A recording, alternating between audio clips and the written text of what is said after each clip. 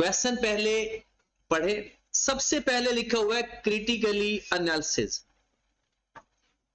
जब लफ्ज आएगा ना क्रिटिकली एनालिसिस, इसका मतलब है वो जो स्टेटमेंट है उसके ऊपर कोई क्रिटिसिज्म मांग रहा है कि कोई मसला गड़बड़ है। फिर वो कहता है discuss whether you agree with the claim. किसका क्लेम है वो हम चेक करते हैं। Following information has been gathered by the analyst in respect of dairy foods limited. यहां एक मैसेज है आपके लिए। डेयरी फूड्स लिमिटेड ये पेरिशेबल गुड्स हैं, इसका होल्डिंग पीरियड कम से कम होना चाहिए, बल्कि 1 दिन होना चाहिए। अगर होल्डिंग टाइम ज्यादा होगा तो इसका मतलब है गुड्स के खराब होने के चांसेस ज्यादा है, तो ये अच्छी बात नहीं होगी।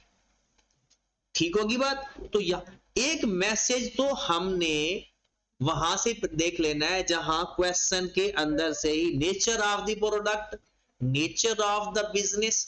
अच्छा, आप लोगों ने सारी बातें एक साथ ना करना। ईमान, ये अनफाल थोड़ा सा साइड पे एक दूसरी चेयर चेंज करना, मुझे ईमान नजर नहीं आ रहे, ताकि ईमान का फोकस इधर होना चाहिए। अब ठीक है, चलेंगे। हाँ जी, बिजनेस कौन सा है?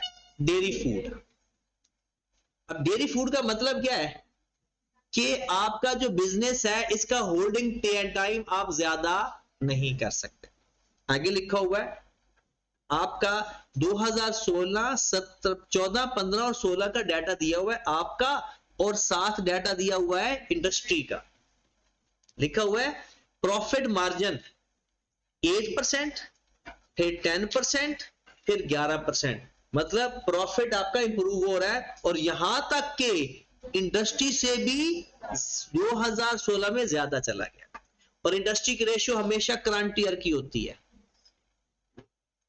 फिर आगे चलते क्विक रेशियो 1.52 इंडस्ट्री की है, और हमारी 1.42, 1.40, 1.38। हमारी क्विक रेशियो कम हो रही है, हमारी क्विक रेशियो कम हो रही है, करंट रेशियो पे है। इंडस्ट्री की कितनी है? 1.73, और हमारी 1.59, 1.67, 1.84। सबसे बड़ा मैसेज यहां छुपा हुआ है, सबसे बड़ा मैसेज। जो इस मैसेज को एक्सट्रैक्ट कर गया वो बाजी जीत गया। देखिए, क्विक रेशियो कम हो रही है, करंट रेशियो बढ़ रही है। हालांकि ये दोनों ऑलमोस्ट सेम है ना, सिर्फ स्टॉक की वजह से। अच्छा, अगर हम स्टॉक के अलावा तो हमारी क्विक रेशियो कम हो रही है, और इसका मतलब है करंट रेशियो जो बढ़ रही है वो सिर्फ और सिर्फ किसकी वजह से बढ़ रही है? स्टॉक की वजह से। इसका मतलब है स्टॉक ज्यादा रख रहे हो। स्टॉक ज्यादा रखना आपके लिए बहुत नुकसानदेह है, क्योंकि आपकी जो नेचर ऑफ प्रोडक्ट है ना वो पेरिशेबल नेचर की है। ये बात समझ लग रही है ना कि हमारी करंट रेशियो बढ़ रही है, क्विक रेशियो कम हो रही है। तो करंट रेशियो बढ़ने की वजह सिर्फ एक ही है, स्टॉक। ओके होगी बात? आगे चलते हैं। Days in payable, payment period है। हम 2014 में 89 डेज में पैसे देते थे, 2015 में 91 डेज के बाद पैसे देते हैं, और 2016 में 80 दिन के बाद पैसे देते हैं। इसका मतलब जल्दी पैसे देते हो या लेट दे रहे हो? 2016 में एज कंपेयर टू प्रीवियस जल्दी पैसे दे रहे हो। ओके होगी बात? अब चलते हैं in the latest annual report to the shareholder. Shareholder को जो लास्ट रिपोर्ट गई है ना, director have claimed that liquidity position of the company has improved significantly. कहता है जनाब हमारी जो लिक्विडिटी रेशियो है ना वो बहुत ज्यादा इंप्रूव हुई है, करंट रेशियो बढ़ रही है ना। कहता है discuss agree with the claim. क्या आप क्लेम के साथ एग्री करते हो? जो उसकी लिक्विडिटी रेशियो बढ़ रही है वो किसकी वजह से बढ़ रही है? वो तो स्टॉक की वजह से बढ़ रहा है। पेमेंट वो जल्दी कर रहा है, तो क्या पेमेंट 80 दिनों में पेमेंट करेगा? पहले करता था 81 या 91 डेज में। क्या इससे लिक्विडिटी वीक होगी या स्ट्रांग होगी? वीक होगी, क्योंकि पैसा हम पे करना है, पैसा हमारे पास होना एक अच्छी लिक्विडिटी पोजीशन होती है। अब हमारी क्विक रेशियो कम हो रही है, क्या हमारे पास पैसा ज्यादा है? करंट रेशियो ज्यादा हो रही है, हमारा तो स्टॉक पड़ा हुआ है और स्टॉक के तो खराब होने के चांसेस है, उस पे तो बैड डेट्स की प्रोविजन है। तो हम लिखेंगे कि हम फौरन ही कि हम डायरेक्टर के क्लेम से एग्री नहीं करते, क्योंकि क्विक रेशियो कम हो रही है और करंट रेशियो बढ़ रही है, और वो सिर्फ और सिर्फ स्टॉक की वजह से बढ़ रही है। स्टॉक हमारा पेरिशेबल नेचर का है, तो उसकी वजह से हमारी प्रोविजन फॉर इन्वेंट्री ऑब्सोलीट या इन्वेंट्री डैमेज होने के चांसेस ज्यादा है। डैमेज का लफ्ज नहीं इस्तेमाल करेंगे हम, ऑब्सोलीट का लफ्ज इस्तेमाल करेंगे। ऑब्सोलीट होने के चांसेस ज्यादा हैं, इसकी वजह से जो डायरेक्टर है वो ऐसे कह रहा है। ऊपर से हम पेबल को पैसे भी जल्दी दे रहे हैं, और प्रॉफिटेबिलिटी रेशियो को हम जरा बराबर डिस्कस नहीं करेंगे, क्योंकि प्रॉफिटेबिलिटी का ताल्लुक ही नहीं है लिक्विडिटी के अंदर। हमने लिक्विडिटी को डिस्कस करना है तो लिक्विडिटी को डिस्कस करो बस।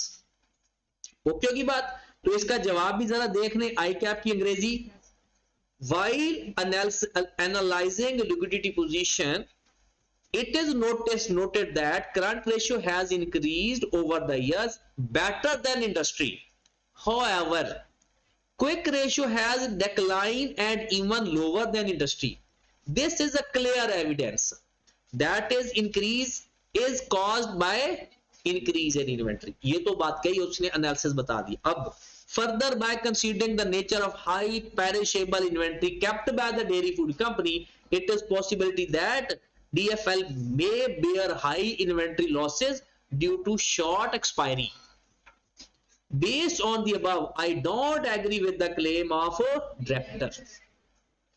अभी इसमें एक बात मिस हो गई है, पेएबल, क्योंकि उसने पेमेंट भी अर्ली करनी है, तो लिक्विडिटी पोजीशन स्ट्रॉन्ग नहीं है। चलिए जी, क्वेश्चन नंबर 27 पे आए जी। क्वेश्चन नंबर 27 तो आसान सा है, ये एनालिसिस इसका बहुत अच्छा है। मैं ये चाहता हूं कि ये आप खुद करो, और मैं आपको ना वर्किंग कैपिटल की बातें कुछ बता देता हूं। 27 आप खुद करो, इसके एनालिसिस बहुत अच्छा लिखा हुआ है, लेकिन आप इस तरह थोड़ी आप अपने तरीके से करना।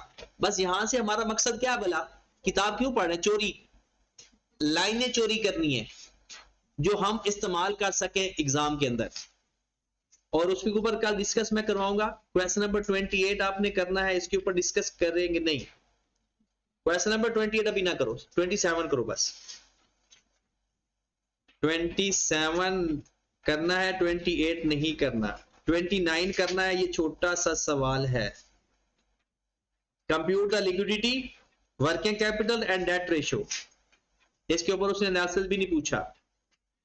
Question number 30, liquidity, working capital, comment assuming sales and purchase all are on credit.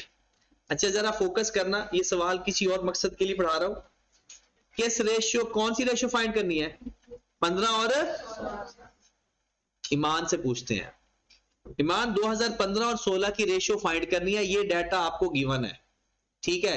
बस सवाल मैंने ये पूछना है कि हम जब एवरेज डेटर इस्तेमाल करते हैं या क्लोजिंग इस्तेमाल करते हैं, ये पहली क्लास में हमने डिस्कस किया। एवरेज या इसके अंदर हमने 2015 और 16 का डाटा चाहिए। बताओ एवरेज डाटा इस्तेमाल होगा 15-16 का या क्लोजिंग इस्तेमाल होगा? एवरेज होगा, क्योंकि दोनों की एवरेज पॉसिबल है। 16 की पॉसिबल है, 16-15 को प्लस करके 2 पे डिवाइड करेंगे। 15 की भी एवरेज पॉसिबल है, 14-15 को प्लस करके 2 पे। तो फार्मूले में जहां जहां एवरेज लिखा हुआ है वहां एवरेज इस्तेमाल होगा। इसका भी जब आप एनालिसिस करोगे तो ये आपको अच्छा भी लगेगा, आप एनालिसिस कर लोगे। सर फॉर एग्जांपल इस कंपनी का भी दिया होता करंट ईयर का, तो अगर कंपनी का भी करंट ईयर का होता और उसका एवरेज ना फाइंड करते, ना कर पाते, और कंपैरिजन हमने उससे करना है, तो फिर क्लोजिंग ही लेते। नहीं, दोनों का कंपैरिजन तो इस सम है से ही करेंगे। नहीं नहीं, सालों का करेंगे तो एवरेज लेकर करेंगे, कंपनी के साथ करेंगे तो क्लोजिंग लेकर करेंगे। क्वेश्चन नंबर 31 पे आए, एक छोटा सा सवाल है 31 का, और क्वेश्चन हम करते हैं 31 और 32। ये बहुत अच्छे सवाल है जी, आज के फेवरेट क्वेश्चन। और उसके अलावा बाकी क्वेश्चन सारे आप कर सकते हो क्योंकि फार्मूले आपको आते हैं, एनालिसिस आपने चोरी करने हैं, पहले खुद सोचने हैं और जो आई कैप की बुक से मिलेंगे वो ऐड कर लेंगे। सबसे अच्छा कमेंट कौन सा होगा? सबसे अच्छा जो आई कैप के एक रेशो को बेस बनाकर दूसरी रेशो का कमेंट बनाना, ये चोरी करनी है आपने सबसे ज्यादा। एक रेशो को बेस बनाकर दूसरी रेशो के ऊपर कमेंट देना, या उसकी nature of product, nature of the business को कॉपी करके एनालिसिस देना। 31 में है, सवाल देखते हैं, calculate working capital cycle in days for 2020 assuming 360 days in the year. क्या पूछ रहा है? कैलकुलेट वर्किंग कैपिटल साइकिल, फिर कहता है suggest 4 possible measures that can taken to reduce working capital cycle। कहता सजेस्ट करो 4 बातें, और मैं आपको तकरीबन बता देता हूं 5-6 बातें, उनमें से जो याद रहेगी लिख देना। तो सबसे पहले हम लिखते हैं, उसको तो बाद में देखिए, how to reduce working capital cycle. How to reduce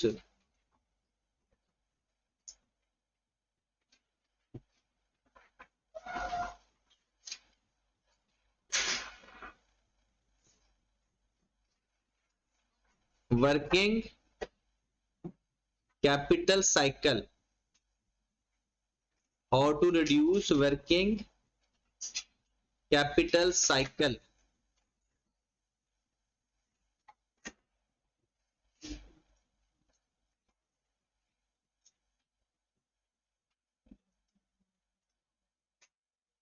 working capital cycle जी, सबसे पहले दिमाग में सोचें, नंबर 1, गिवन सिचुएशन कंसीडर करनी है। इसका मतलब सुने, गिवन सिचुएशन कंसीडर करनी है। क्या क्वेश्चन के अंदर तो कोई हिंट नहीं बताया हुआ जिसको हम बेस बनाकर अपना कमेंट लिख लें? अगर क्वेश्चन के अंदर हमें कुछ नहीं मिल रहा, फिर हम वैशी हो जाएंगे, मतलब किसी की नहीं सुनेंगे, अपनी सारी बातें लिख देंगे। कौन कौन सी बात? सबसे पहली बात, पहले सिर्फ डेटर के बारे में सोचो, उसका होल्डिंग पीरियड कम करना है, ज्यादा कम करना है, तो कम करने की मैं 3 बातें बताने लगा हूं। Offer incentive to pay early payment discount, फिर स्ट्रिक्ट क्रेडिट सेल पॉलिसीज, फिर उन तमाम डेटर को खत्म करो जो आपको पैसे नहीं दे रहे, जिनकी हिस्ट्री ठीक नहीं है। ये 3 बातें आपने लिखनी है होल्डिंग पीरियड को कम करने के लिए, ये 3 बातें।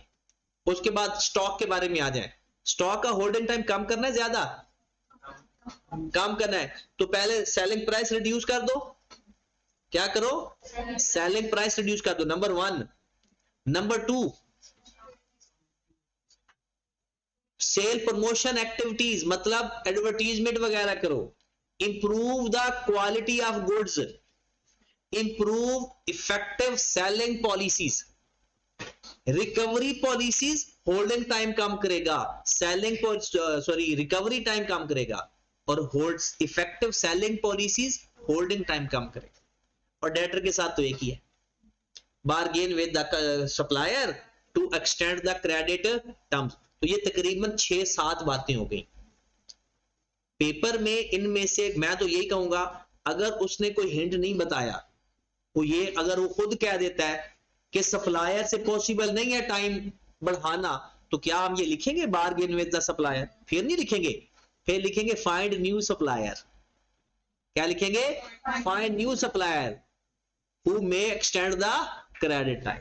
फिर नया सप्लायर ढूंढेंगे जो हमारा टाइम बढ़ा देगा, उसके साथ बार्गेन नहीं करेंगे। इज्जत भी तो कोई मसला चीज होती है कि अगर वो कह रहा है कि मैंने आपको उधार नहीं देनी या ज्यादा टाइम नहीं देना, तो फिर उसके बाद ना जाओ, फिर न्यू सप्लायर ढूंढो। तो ये है जर्नल रिमार्क्स। तो जर्नल रिमार्क्स में लिखते हैं सिचुएशन को कंसीडर करके, number 1, offer incentive to customer to pay early. आप इसको कैश डिस्काउंट ऑफर भी कह सकते हो। टाइम के हिसाब से देखा करें, अंग्रेजी शॉर्टकट से शॉर्टकट भी हो सकती है। सिर्फ इतना भी लफ्ज लिखा जा सकता है, offer early payment discount. Number 2, strict credit sale policies.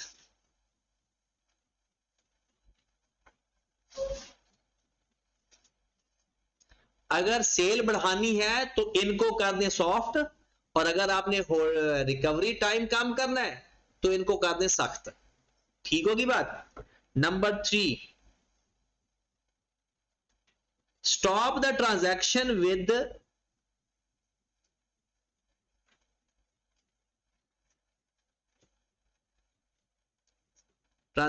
With बल्कि लिख लिया अब आपने, चलो इसके साथ एक लाइन में ऐड करवा दूंगा बाद में। Stop the transaction with those customer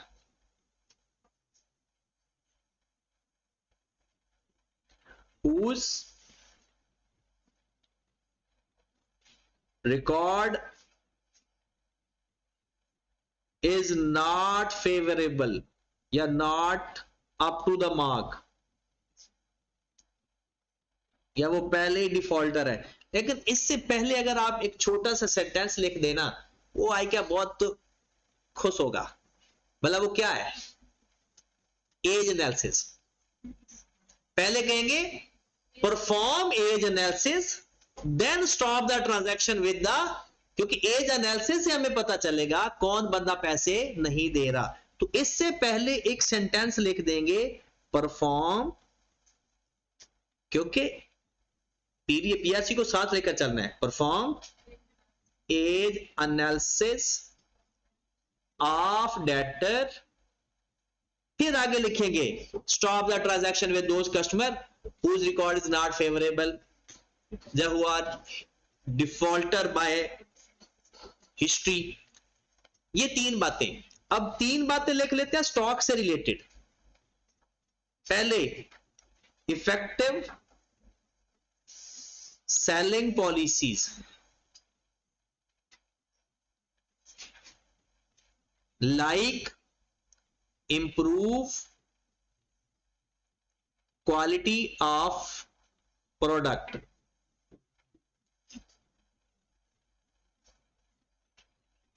number 5, reduce selling price to gain market share. Number 6, और कैसे होल्डिंग टाइम कम कर सकते हैं, सेल प्रमोशन एक्टिविटीज।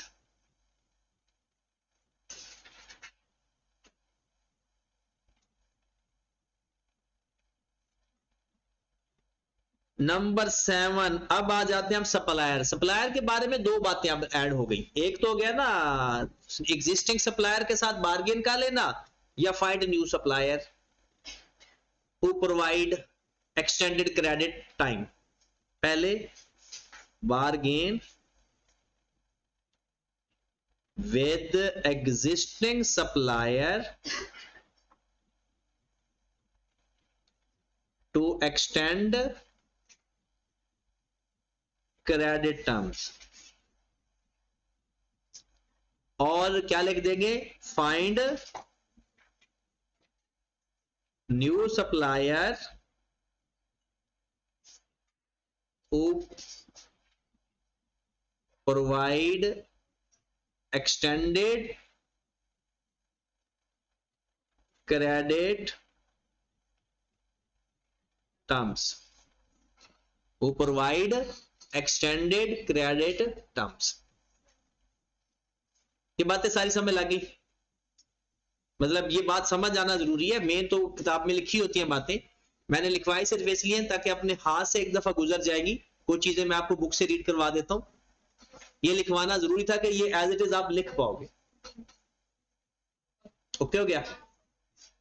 नेक्स्ट, कोई बात है इसमें अगर आपके दिल को नहीं भा रही तो बता दे, उसको निकाल देते हैं। मतलब कोई चीज अगर आपको लग रही है कि ये ऐसी नहीं है, नहीं अच्छी है, तो उसको निकाल देते हैं। वैसे ये आपकी वोकैब है, ये सब कुछ नहीं लिखना पेपर में। उसने 4 बातें कही हैं तो सिर्फ 4 ही लिखना।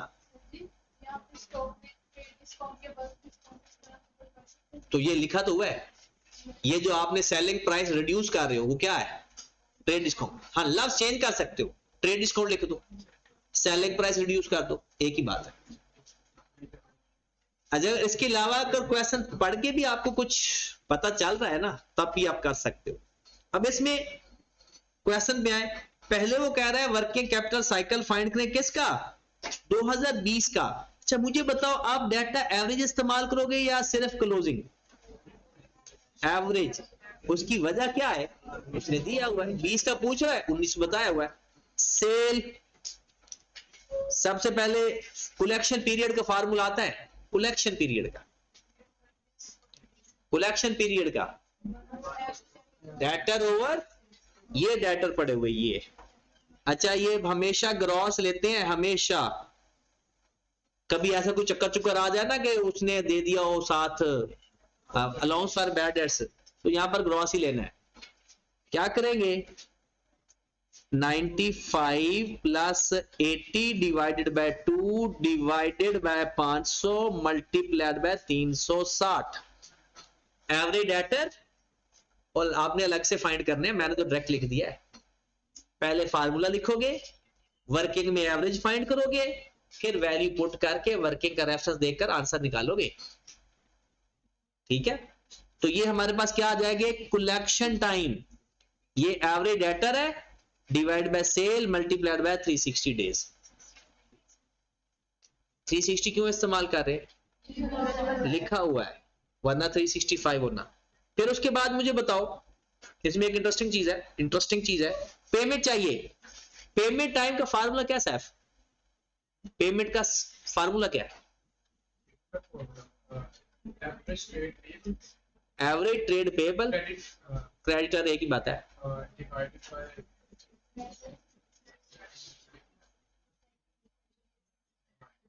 चीकू,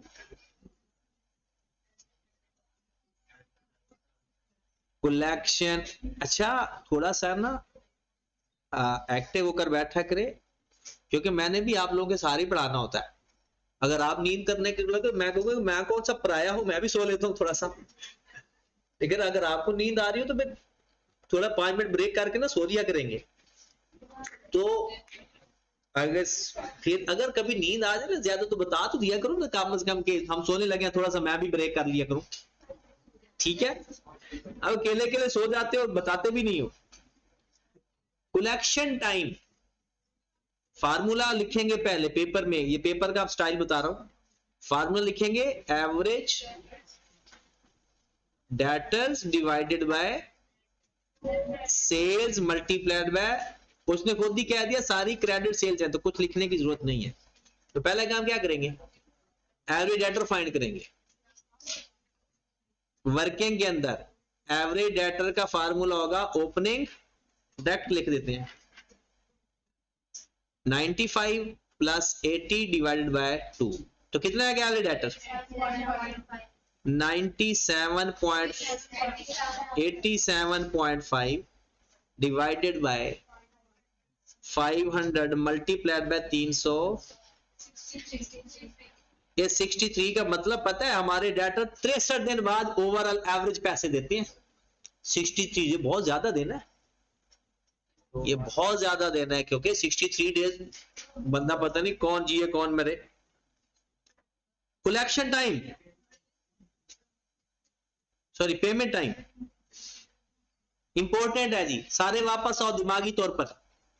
पेमेंट टाइम फार्मूला सैफ ने बताना था, क्या बताया था? दोबारा बता दो पेमेंट टाइम का।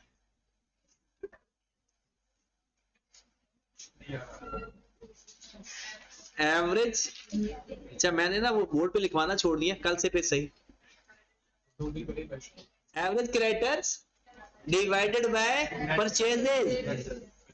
अब इंपोर्टेंट बात क्या है? मैंने इंपोर्टेंट कहा है, इंपोर्टेंट बात यह है, अगर आप परचेजेज फाइंड कर सकते हैं, तो फाइंड करके लिखना, नहीं फाइंड कर सकते तो कॉस्ट ऑफ सेल इसकी जगह लिख देना। ये बात कहां लिखोगे आप? दिमाग में तो जगह नहीं है, पेपर में लिख लो। पे लिखो, if purchases cannot be found, if purchases cannot be found, then cost of sale may use in place of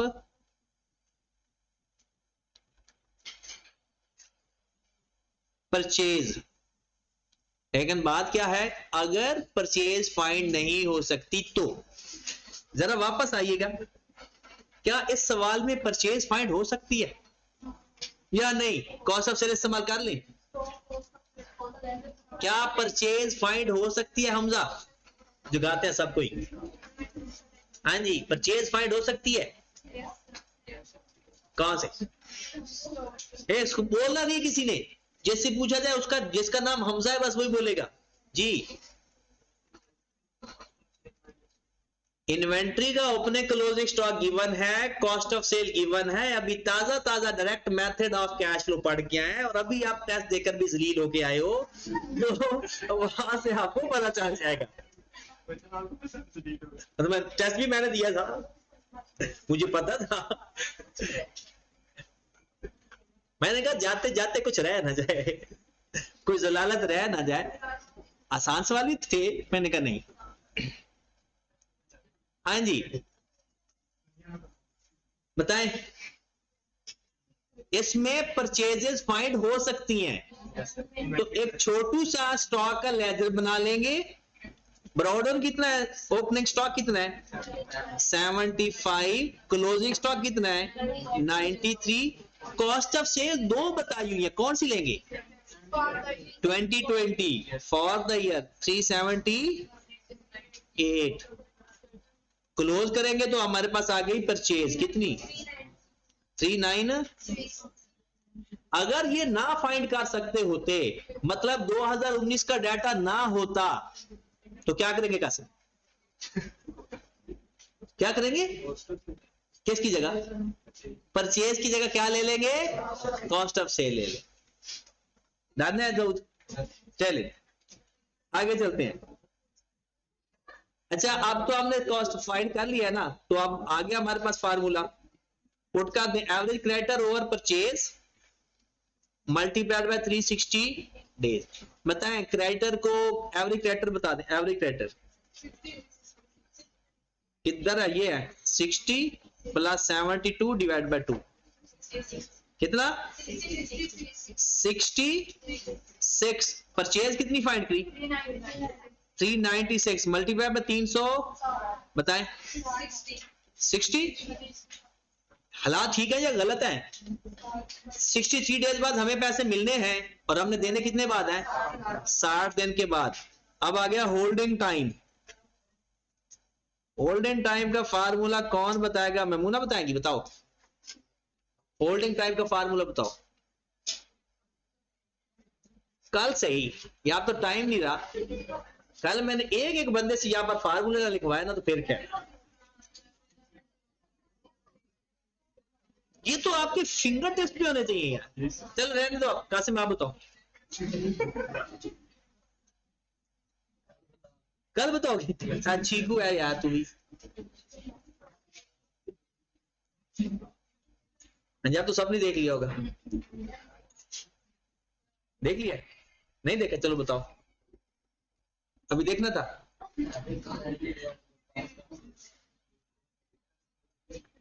तो ये तो फ्री के फार्मूले यार, ये भी आपको महंगे लग रहे हैं। एक जैसे सारे फार्मूले हैं। Average stock over cost of sale multiplied by 360 days कितना? मैं तो ये करवाने नहीं था सवाल, मैंने कहा ये तो आपको हो जाएगा। एवरेज स्टॉक कैसे फाइंड करेंगे? तैयब एवरेज स्टॉक कैसे फाइंड करते हैं? हाँ जी, एवरेज स्टॉक कैसे फाइंड करेंगे? हाँ, किन दोनों को किन दोनों stock? Opening plus closing divided by 2। ये पड़ा आपका ओपनिंग, ये पड़ा क्लोजिंग, इनको प्लस करके 2 पे डिवाइड करके बताओ जरा। 80 divide by cost of sale कितनी है? 70 378 मल्टीप्लाइड बाय 360 डेज कितना? स्टॉक खरीदते हैं 80 दिन हमारे पास रुलता है, फिर बिकता है तो 63 दिन बाद डेटर पैसे देता है। टोटल 143 डेज का चक्कर है, और हमने कितने दिनों बाद पैसे देने हैं? 60 दिन बाद। तो कितने दिनों का साइकिल हो गया? Holding time. आपने कैश ऑपरेटिंग साइकिल का फार्मूला याद करके तो आपके फिंगर टच पे फार्मूले होने। बहुत बड़ा चैप्टर है ये, आपको आसान लग रहा होगा थोड़ा बहुत, क्योंकि आपने किया नहीं ना अभी। पहले होल्डिंग टाइम बता दो 80 दिन, फिर कलेक्शन टाइम बता दो 63, फिर पेमेंट बता दो 60, तो कितना टाइम हो गया? 83 दिन का चक्कर है। मतलब 83, जब हमारे जेब से पैसा निकलेगा ना, वो पंछी वापस कब आएगा? 83 डेज के बाद। और हमें पैसा चाहिए 60 दिन बाद, हमारा पैसा आएगा 143 डेज के बाद। 80 दिन के लिए हमें पैसे अरेंज करने हैं कहीं ना कहीं से, 83 दिन के लिए। और इसको रिड्यूस कैसे किया जा सकता है? वो मैंने 9 बातें बताई हैं, उनमें से कुछ 4 लिख देना। ओके होगी बात? चले बस इतना ही रखते हैं। क्वेश्चन नंबर 32 कल एंजॉय करते हैं। अब आपने कल घर से क्या करके आना है? अच्छा, एक दफा दोबारा सुन लें, जो लोग बाद में रिकॉर्डिंग सुने, सबके लिए एक ही मैसेज है, हर क्वेश्चन की अलग से पेनल्टी होगी। ये नहीं कहना मैंने 2 किए, तीसरा मैं थक गया था, बिजली चली गई थी, फलाना ढिमकाना, कोई चक्कर नहीं। पिछले सवाल भी मैं चेक कर सकता हूं, क्योंकि आज चेक नहीं किए। 25, 26, 28, 25 नहीं है, 25 नहीं है, 25 क्या था? अच्छा 25 हो गया है। 26 आज की है? आज कौन सा की है? आज 25 की है। आज हमने किया है 25, 26, ये अभी किया है। ये दोबारा भी तो करते होते हो ना आप लोग। आप ये आपको दोबारा, क्योंकि ये दोबारा करोगे तो समय लगेगी। मेन तो रिमार्क्स है ना। फिर कौन सा छोड़ा था? 28, 27 करना है, 29।